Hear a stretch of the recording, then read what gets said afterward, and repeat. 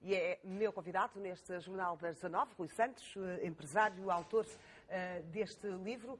Muito boa tarde, Sr. Muito obrigada, antes de mais, por ter vindo à RTP.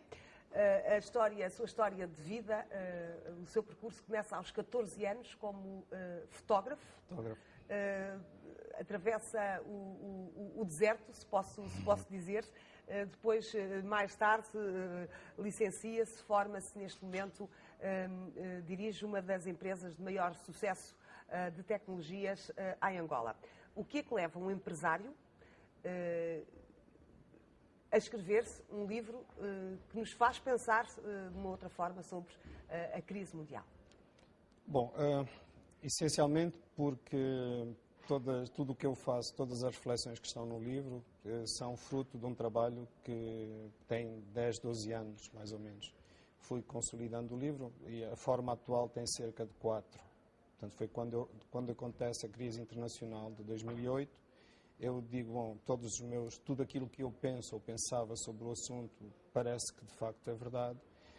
E então consolidei com o formato que atualmente tem e pronto, e há cerca de 4 anos fiquei de certa forma envergonhado em publicar, porque eu não sou economista, eu sou contabilista, sou um empresário e nunca pensei que pudesse, digamos assim, que a minha voz pudesse ser algo que tivesse algum valor para quem toma estas decisões. Depois, as decisões que acontecem nos países que controlam a economia mundial, portanto, aquilo que eu penso que as decisões que tomaram para combater a crise, ou para pressupostamente combater a crise, em minha opinião, apenas, sob o meu ponto de vista, apenas vão agudizá-la ainda mais e, no fundo, não vão resolver nada. O seu livro contém, são quatro capítulos, mas eu não posso deixar de dizer que logo no início diz que é observador, curioso e, em alguns casos, impertinente. É verdade.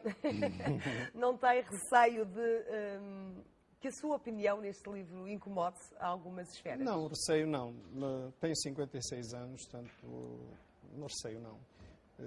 O tempo em que eu tinha receio já passou há muito tempo, portanto, e acho que a partir dos 14 anos, a partir do momento em que comecei a ficar independente, portanto, não, receio não tenho, nunca tive. O senhor, e retomando um pouco aquilo que me estava a dizer ainda há pouco, diz que os países que controlam a economia mundial fazem uma série de pressões políticas e económicas para defender os seus interesses, mas também para beneficiarem os próprios impostos gerados através de linhas de crédito. Esta é uma opinião que pode ser bastante polémica.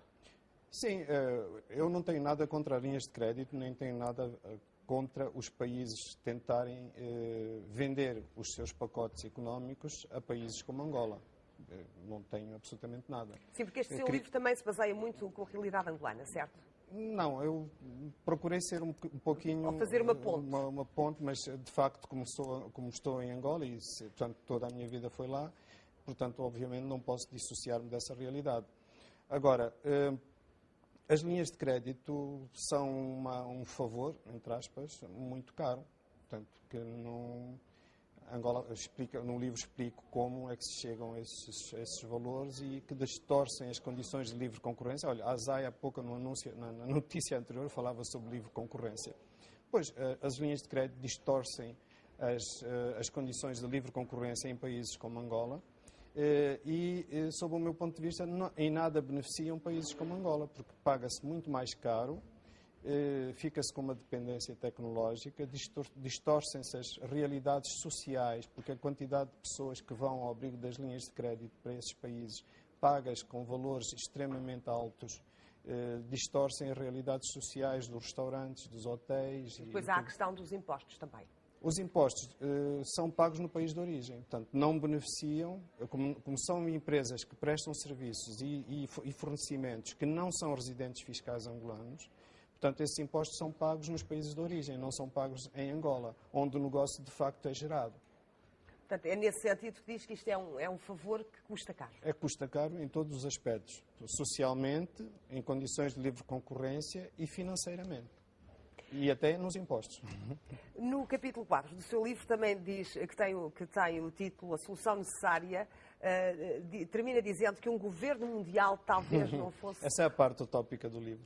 uma má opção para o planeta. Era isso que eu lhe ia perguntar. Esta é a parte da utopia? Sim, obviamente que é a parte da utopia. Embora eu proponha soluções práticas perfeitamente viáveis, nomeadamente a questão da indexação da forma de tributação sobre o rendimento pelos países que controlam a economia mundial, ou pelos países em geral, porque esses países que controlam a economia mundial, isto vem desde o tempo dos reis, que se habituaram a viver de impostos em vez de serviços prestados, exportaram esta escola para o resto do mundo, porque eles andaram nos descobrimentos e fizeram tudo isto. Esta escola virou escola em todas as universidades, e então este sistema de impostos em vez de serviços imperou.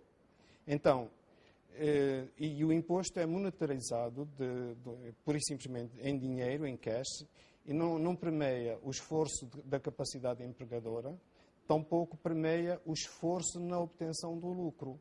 Portanto, se eu tiver um lucro contabilístico e estiver, vamos supor, ter uma fábrica de cervejas ou ter uma empresa de comunicações, o meu esforço de obter aquele lucro é um. Se eu estiver aqui em Portugal, por exemplo, a apanhar cerejas, suponho que se produz, ou uvas, o esforço é muito superior, assim como há muitos outros setores onde o esforço de produzir aquele lucro é muito superior.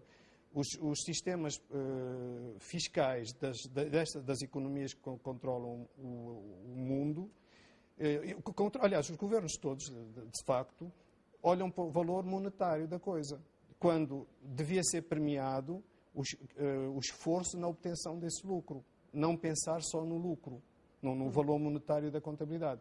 Portanto, isso são soluções que, sob o meu ponto de vista, são perfeitamente possíveis de ser implementadas ainda hoje. E no que diz respeito, por exemplo, a Portugal, premiar a capacidade empregadora devia ser algo muito, muito bem ponderado e muito bem pensado, através de uma redução de impostos para as empresas que tivessem essa capacidade empregadora e não fosse sectorizada, porque eu sei que em alguns casos existem projetos específicos aprovados com autorizações específicas, portanto, de um caso ou de outro, em que dizem, pronto, esta empresa não vai pagar impostos. Não, eu acho que não deve ser assim, deve ser para todos. Quem estiver nesta atividade, quem tiver a capacidade empregadora, deduz X% na sua taxa de lucro, desde que tenha, e no meu livro faço uma sugestão, 50 trabalhadores, deduz 1% do imposto. Por exemplo, isso são coisas viáveis. A parte que me perguntou, não me esqueci da sua pergunta. A minha pergunta. Pronto, é assim, o mundo, nós somos do planeta Terra. Existem 7 bilhões de pessoas no planeta Terra. 7 bilhões de pessoas implica que tenhamos que pensar em algo na fasquia dos 2 bilhões e meio de famílias. Genericamente, se olharmos também para os padrões atuais, cada família tem que ter um emprego. Portanto, nós temos que gerar 2,5 bilhões de empregos. Não interessa como é que eles vão ser gerados. Portanto, tem que haver, enquanto o dinheiro for o motor do mundo, enquanto nós temos que ter um salário, um dinheiro, algo para comprar aquilo que precisamos, e isso for um instrumento de troca, eu digo enquanto isso acontece, numa utopia também muito mais lá para a frente, talvez isso nem seja necessário, mas enquanto isso acontecer, então temos que criar estes empregos. Então, o sistema comunista, eu vivia, como se sabe, em Angola, sempre vivi em Angola, e eu vivi dentro de um regime que entre 75 e 76 tentou ser comunista, depois o Também já não serve, de acordo com algumas passagens do seu livro. Pois, o sistema, a partir de 76, imperou o senso comum, adotámos um sistema que anos mais tarde foi adotado pela China, fez ali um mix muito interessante, que se tivesse sido... se Angola fosse uma China, teria sido muito interessante ver o que teria acontecido. Mas, pronto, não aconteceu, não se chora em cima de leite derramado. Pronto, mais tarde, em 89, adotou-se precisamente o sistema europeu, o sistema, chamar livre, o selva, como nós queiramos chamar. Agora, o sistema comunista morreu, não serve. Portanto, esse sistema o Estado assume-se como patrão, eu é que vou criar o emprego, eu é que vou dar a educação, eu é que vou dar a saúde. E pronto, mas assumiu-se. E, portanto, esse sistema era uma forma de ver as coisas. Já se viu que não serve, porque não permeia portanto, a capacidade empreendedora. Portanto, essa é a grande falha do sistema comunista. O sistema capitalista pode ser algo interessante se tiver algumas correções, mas é necessário que, de facto, os governos pensem com senso comum e que esquecem isso. Esquecem isso. Olha, a notícia que há pouco que passou sobre a Azai, em Angola não teria acontecido assim, por exemplo. Eles não teriam apreendido o leite, teria-se a haver uma conversa com a empresa, saber porque é que o preço era mais baixo, e se achassem que não devia ser, diziam, olha, têm que corrigir e ponto final. E corrigiam, e pronto, e isso acontecia. Agora, não se chega e pronto, simplesmente... Desculpe, isto é fora do tema. Não, você tem direito à sua opinião. A utopia, então temos que criar os empregos. Então como é que vamos fazer isto? A ideia do governo mundial não seria má ideia, desde que os líderes de todo o mundo pensassem, vamos pensar nisto como algo possível. Por isso é que nós dizemos que ou no livro digo que é a parte utópica.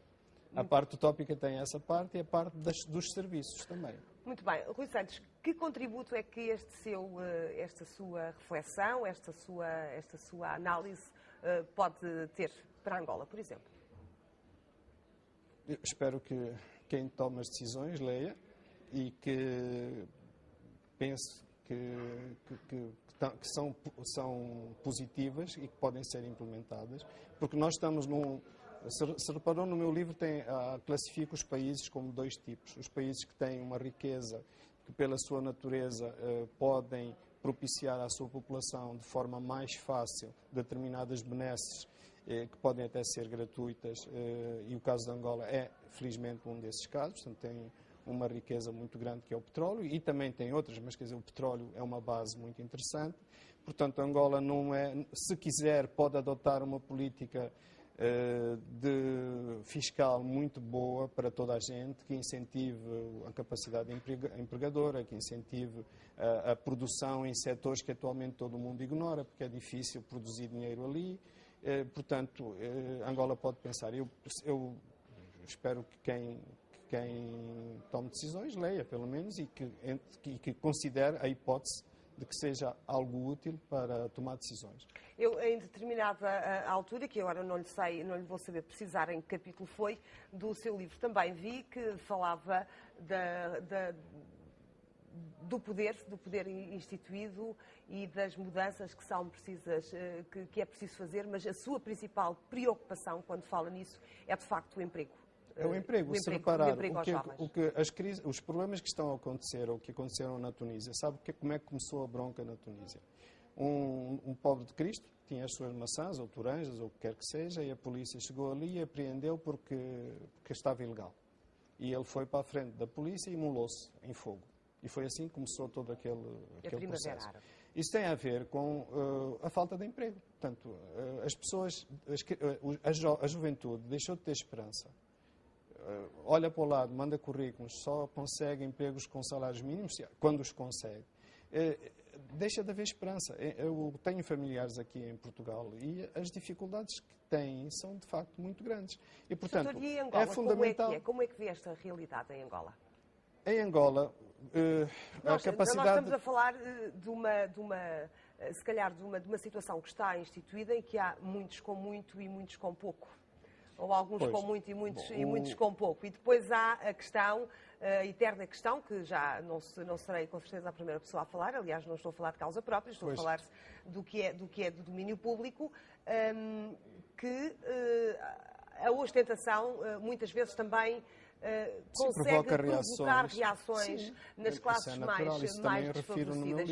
E isto acontece em Angola. Como é que se pode dar a volta a esta situação? É o senso comum que tem que imperar. Portanto, quem toma decisões tem que olhar para as coisas e pensar com o senso comum. A minha mãe era analfabeta e tudo o que fazia... aliás, muitas das decisões que eu tomo na minha empresa, que tem 654 trabalhadores, às vezes eu sou bombardeado por...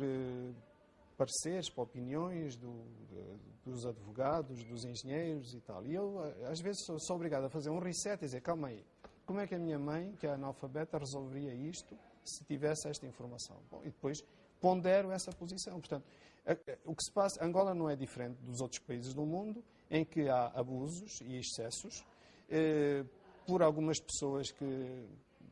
provavelmente têm possibilidade de ter e portanto, decidem ostentar. Eu sou contra isso, mas de qualquer forma, Angola é um país como os outros. Portanto, e o senso comum tem que imperar. E em tudo o que acontece na vida, mesmo as pessoas que abusam... Mas admite que há alguma coisa a mudar aí, nesse aspecto?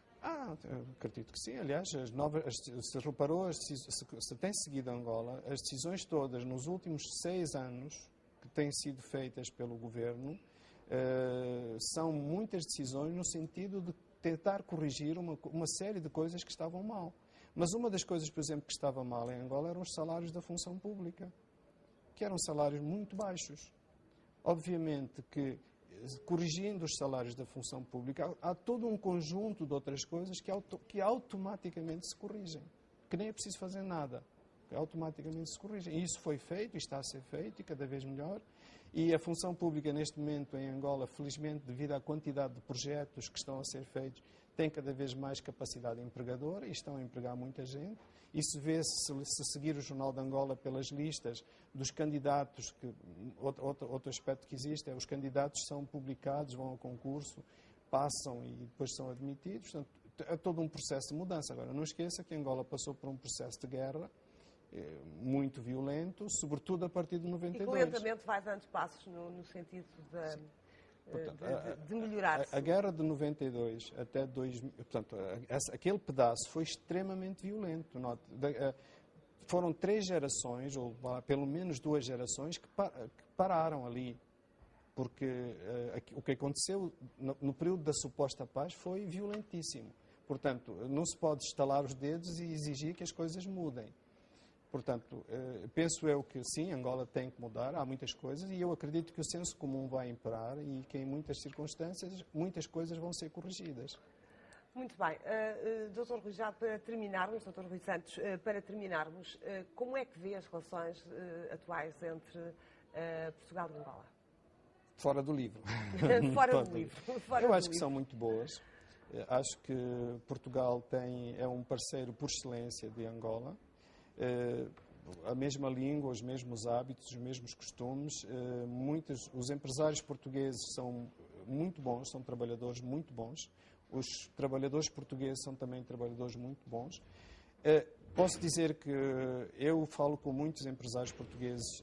O feeling que eles têm sobre a questão do excesso da carga fiscal é algo que eles devem comungar esse aspecto comigo. E que o que se passa com eles, muitos deles estão aí para Angola, que agora é a terra das oportunidades, e acho que são boas e acho que vão continuar a florescer. Claro que Angola, falando um pouquinho sobre a educação, nos últimos 6 anos começou a debitar quantidades maciças de pessoal formado e, obviamente, que como tem que colocar o seu pessoal, começou a pôr travão numa série de coisas que estavam a acontecer, porque hoje é muito difícil, por exemplo, arranjar um visto de trabalho em Angola. Portanto, há muitos angolanos também, muitos quadros angolanos a regressar. A regressar e a serem formados. Só para ter uma ideia, até a independência, ou até 75, Angola tinha 1.300 escolas. Logo a seguir, ficou com 5.400 até 1981. Entre 1981 até quando houve aquele grande impacto do petróleo, as escolas perderam qualidade, mas começaram a reganhar a partir aí de 85, 86. Depois houve aquele grande período de guerra de 92, que as escolas praticamente paralisaram. Mas a partir de determinado momento, começou a aceitar-se a privatização das escolas. Portanto, começou-se a formar quantidades maciças de pessoas. Na minha empresa eu não tenho estrangeiro, não porque tenha nada contra eles, mas simplesmente porque eu não faço diferenciação de salários entre os estrangeiros. São todos angolanos? Tenho 1 ou 2 estrangeiros, mas que ganham exatamente os mesmos que os angolanos. Não faço diferenciação pelo facto de ser estrangeiro, que é o que infelizmente acontece em muitas empresas. O estrangeiro chega lá, não interessa a nacionalidade, é suposto ganhar mais.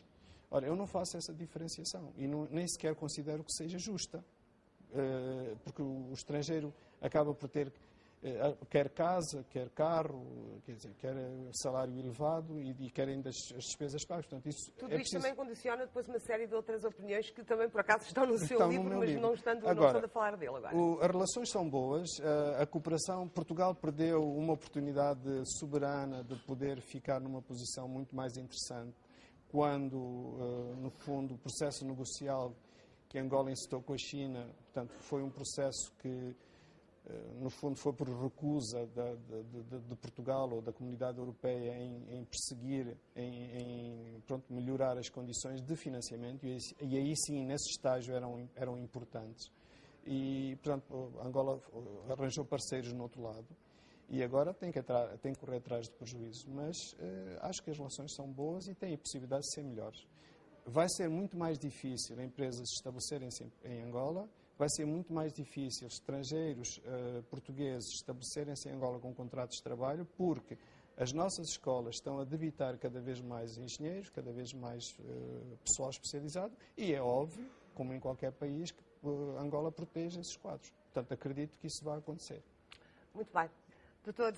Rui dos Santos, muito obrigada por ter estado connosco neste Jornal das 19. Muito obrigado.